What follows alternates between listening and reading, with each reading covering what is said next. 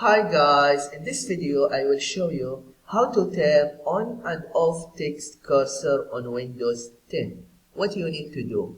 But before that, if you find this video is helpful, please subscribe to my channel and give a like.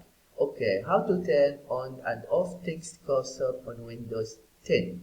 First, just go to the start icon and then right click. After that, click on Settings.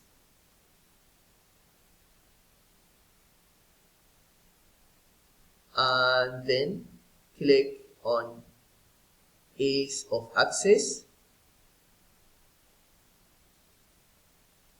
And then click on Text Cursor. And here just you can turn it on. And here you can adjust the color, and here you can pick custom color,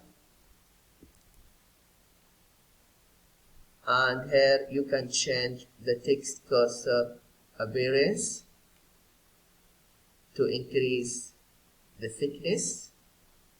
And to turn it off, just click on it. This is what you need to do if you want to know how to turn on and off text cursor on Windows 10. I hope this video is helpful. Thank you for watching and see you in the next video.